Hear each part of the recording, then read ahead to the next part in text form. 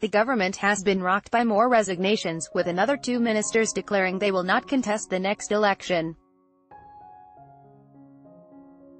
This morning, Indigenous Affairs Minister Nigel Scullion announced he would quit his Northern Territory Senate seat. "It has been the greatest honour of my life to serve the people of the Northern Territory for the last 17 years in the Australian Senate," Mr. Scullion said. "My path to public office wasn't a conventional one.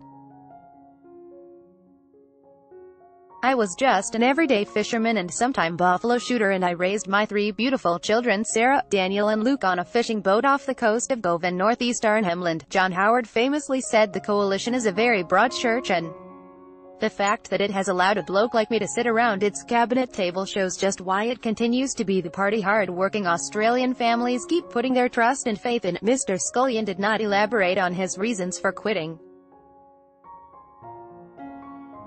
His revelation came less than 24 hours after Human Services Minister Michael Keenan also announced he was leaving politics, citing his desire to spend more time with his family. "Whilst politics is a proud vocation, it is also a difficult and exhausting business," Mr. Keenan said. "The pressures on family life are formidable, as are the constant rigors of being an effective member of parliament, as well as a minister in the government. I have always worked hard as a member of parliament and as a minister, but after doing this for 15 years, I cannot commit to another term." In response, the government's Senate leader Matthias Cormann praised his longtime colleague. "Serving in the federal parliament at such a senior level from WA is tough on our families," Mr. Cormann admitted. Michael had no kids when he first got elected back in 2004. Today he and Georgina have 4 beautiful boys. "We are sad to see him go, but entirely understand and respect the reasons for his decision." Home Affairs Minister Peter Dutton was also fulsome in his praise. "Michael was my predecessor as Justice Minister, a portfolio he mastered and in which he worked incredibly hard, particularly in the area of counter-terrorism." Mr. Dutton said, "Michael is one of the most decent and well-respected MPs in the Parliament, and I'm proud to say, a great mate.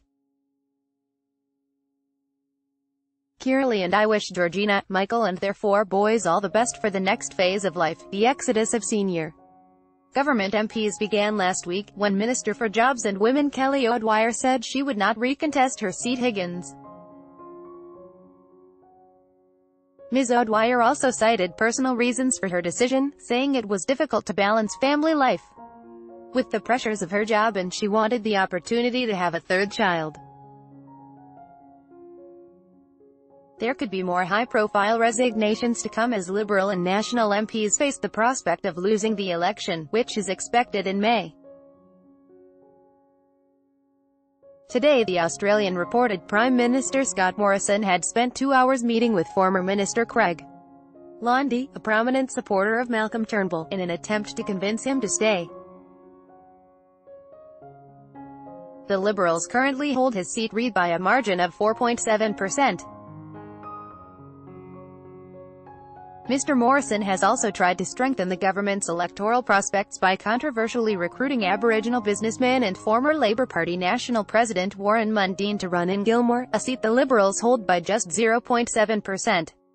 Mr. Mundine quit Labour in 2012 after an unsuccessful bid for pre-selection.